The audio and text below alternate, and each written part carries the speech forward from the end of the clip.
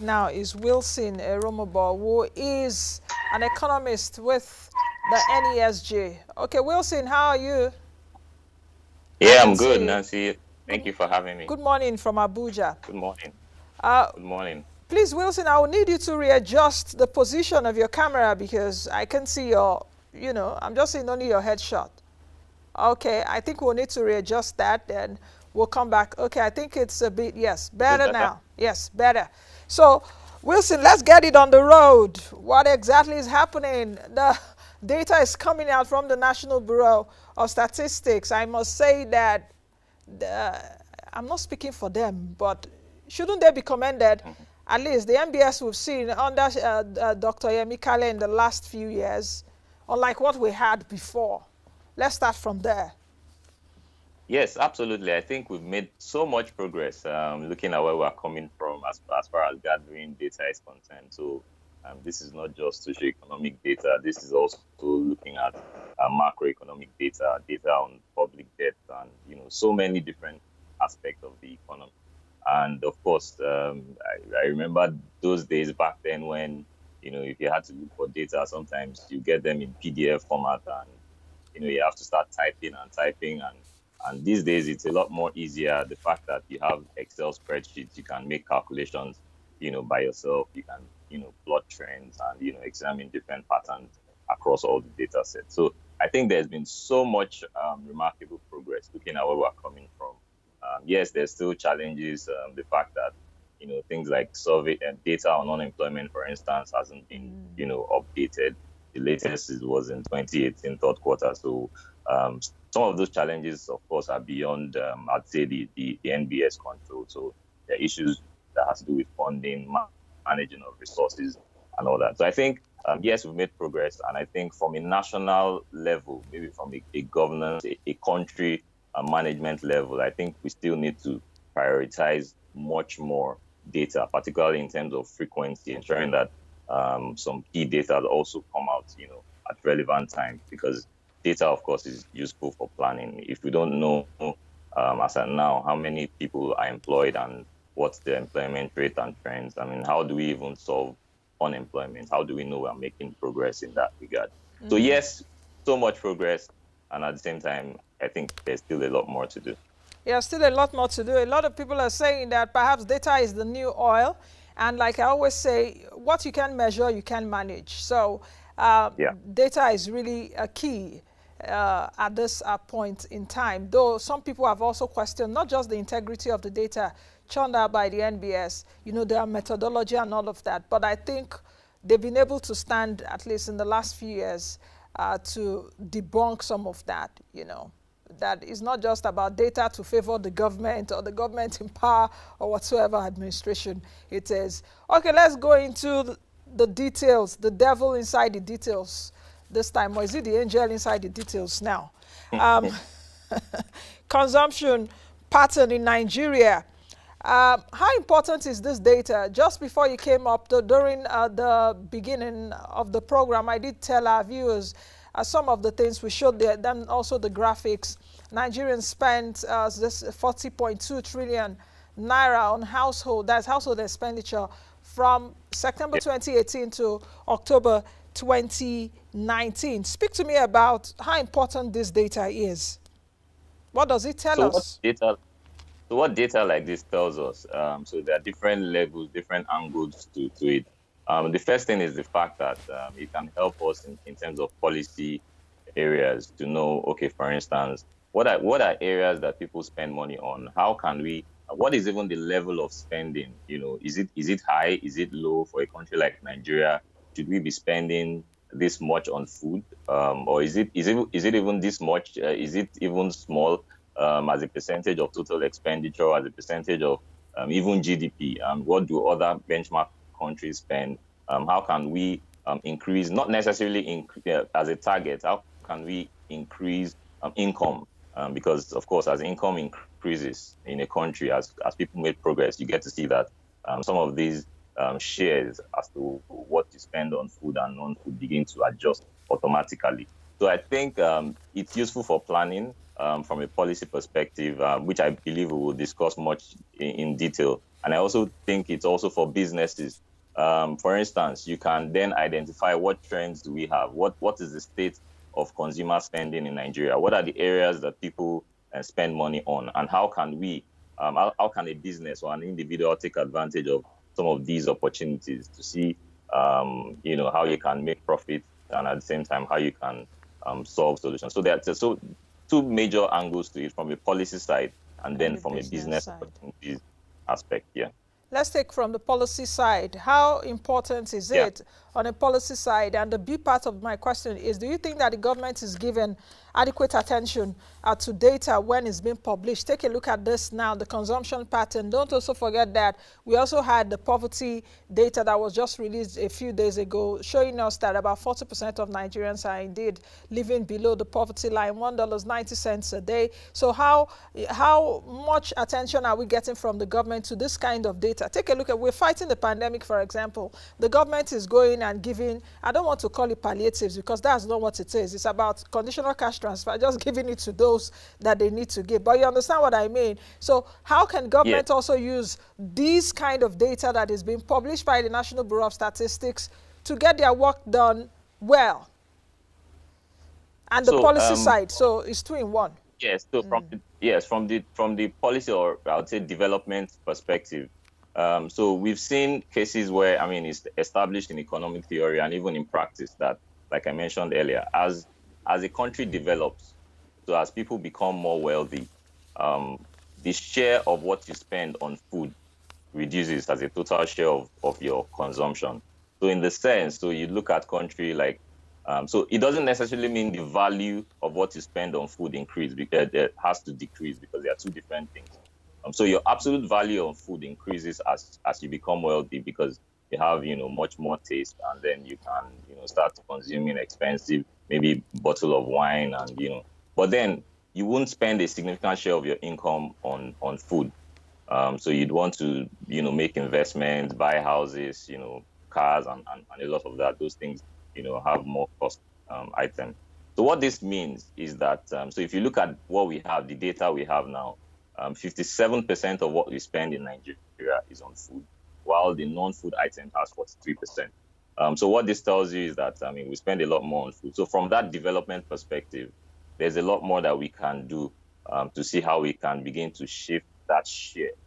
So for instance, government policies has to look at how do you increase income? So for instance, creating jobs.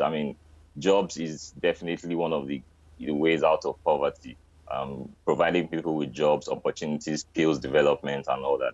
So policies need to see how we can make that business environment a bit more friendly, so that investors and private sector can make that investment, create jobs, and employ more people. On the second hand is to look at issues around skills development. So do we have a national, or do we need to start thinking of having national or regional skills program that can, working with the private sector, that can see how people can, impact and be productive to the economy and solve certain number of problems. So I think the goal here should be, from a government perspective, how can we increase income of our citizens? And mind you, so in summary, what basically this means is, so those countries that spend more of their income on food, or expenditure on food, means it's more like running a survival economy from a development perspective. Like you people want to survive, so they have to eat. So that's on the government side. And lastly, I would also make the point that it's very important that data such as this is incorporated into planning, because if you look at regional levels, there's a pattern that shows, with the poverty report that released, that shows that states that spend more on education, states that are more developed, spend more on education, and that's very clear from this report. So if you look at the South and the Southwest, most of education accounts for like the second biggest item of their spending. And we're talking about individual citizens within these states, not just government alone. So there's a clear pattern that the way poverty is ranked across the region, from high to low, from low to high, you have the Southwest, the South, Southeast, North Central, Northwest, and Northeast.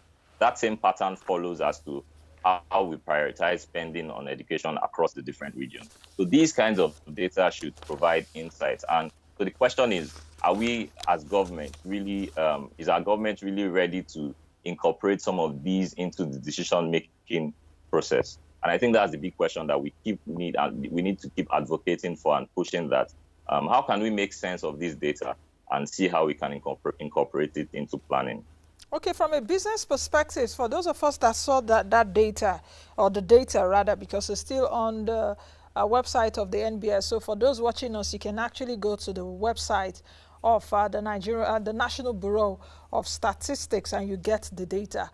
For those that have seen the data and perhaps want to take a business advantage of it, what is the data clearly telling us? Well, it tells you that the opportunities are enormous in the country, especially with regards to food consumption, food expenditure. So 23 trillion, so you may want to, if you do as a percentage of real GDP, that's about 32% of real GDP. So you can imagine, even yes, with a recession looming, the fact that that consumption, that 23 trillion would likely shrink a little this year. But it still doesn't mean that there are not opportunities for businesses and individuals to take advantage of. Imagine having, as an individual or a business, controlling 0.1% or even 0.1% of 23 trillion. That's about, would I say, 230 billion naira as revenue for you. Or, I mean, so it tells you that the fact that people still spend on these items shows that there's clear opportunities for business. So the other thing that is very clear, the other opportunity that is very clear is the fact that some of these consumptions are imported. So some of these items that we spend money on, they are not all produced within Nigeria. So you have imports coming in. And with a recession coming on board or looming, so it definitely means that there will be so much pressure on the exchange rate. More likely, the CBN would start, rationing, trying to limit import of certain goods that we have the potential or the capacity to produce locally. So as a business person or an individual who is interested in taking advantage of such opportunity, this presents the fact that how can you start producing those things, those items that you think we would need to start producing locally because of the advantages of or government policy tilting towards discouraging import and supporting local production in that sense. So as an example, let me take one of the crops, vegetables, for instance. We from the data, we spent about 2 trillion naira or thereabouts about on 1.7 trillion, yes. 1.7, 1.8, approximately yes. 2 trillion naira on vegetables. So if you look at the import data from the NBS, about close to 600 billion, I think the precise figure is about 585 billion naira was imported. So, I mean, we import vegetables worth 585 billion. That in itself tells you that, because import shows that there's demand for that product. So that tells you that there are so many opportunities that some of these things can be produced locally within the economy. So I think as businesses and individuals interested in business, there are so many opportunities that this can provide. Let's also try as much as possible to break this down with the, with the amount of time that we have, because we just have a few minutes. I wish I can do this. I will do it again. Not I wish. I will do this again so that I'll break down the numbers the more. Food consumed outside of home, 4.9 trillion naira between September 2018 and October 2019. Who is eating outside the home, and we are poor? So what does it entail? Are we all? Is it junk food? Is it the mama puts by the side of the road? Is it, the bukas, the restaurants, the canteens, and all of that? Yes, you've said it all. So it's about 4.6 trillion, the largest in all categories, but especially even when you add non-food. Also the largest across so many states. So if you look at the data from a state level, this food consumer outside of home accounts for the largest. So it basically looks at things like breakfast, dinner, lunch, those things you order, those things you go out to buy. All those people selling noodles on the road, inclusive? Yes, exactly. With the type of system we run, it's very, so many people consume outside. It's very easy to go outside and buy one or two things and eat. Even if, I mean, take a viewing center, for instance, where people watch matches, you go there, you want to watch a match, you have to buy food or buy some drinks and all that. So that is a very huge market. The restaurant, the retail segment, it's a booming sector in Nigeria. And one thing is, irrespective of whether there's an economic decline, so that segment, you will always, it's always booming. People, yes, maybe at some point you might experience some level of stability or decline, but there's always that potential and opportunity for businesses that operate within that space. Let's take a look at alcohol. I'm seeing 150.2 billion naira the Nigerians spent within the period. Also look at coffee, tea.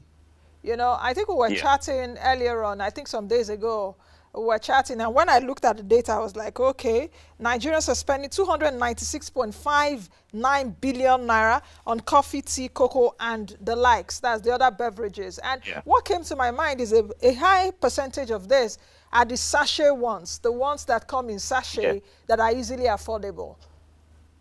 Yes, that's absolutely correct, because these things are things that, I mean, they are not expensive. So sometimes you have them for 50 naira, 100 naira. But in terms of volume, they sell more. So people, and it's consumed across the different classes. So you have a family, a household of 4 or 5 people. For alcohol, it's not, there's certain age limits. Okay, not younger people below 10 years old, below 15 years old don't consume alcohol. So, but for those items like the sachet and the coffee, the tea, in particular, some of the brands, that are dominant in the market, milk and all that, those things take a significant part of, people spend more on them because they are not expensive, but then in terms of volume, so you get to see more people buy. And I think somebody even pointed out when we were, conversing on Twitter that how come Nigerians spend less on alcohol and more on those items. But another point to note is that so under the food consumed outside of home, so you have 4.6 trillion. That also includes spending on alcohol itself. So because when you go out to consume, you buy alcohol. So there's a share of alcohol consumption that would be categorized under that food consumed outside of home. Yeah, so you made the 150 billion that you pointed out may not be the total consumption of alcohol, total amount spent on alcohol. There could be some amounts captured under the food consumed outside home. Alcoholic drink, bottle and cans, 150.2 billion. Yes. But let's go over to household expenditure by states. Very interesting. Lagos is topping that list with about 5.06 trillion naira. And also the other part is that Lagos state expenditure on non-food items was more than in the expenditure on food. What is happening? You're a Lagosian. What are you guys spending your money on? Where's FCT here so that we know where we stand here? We are FCT.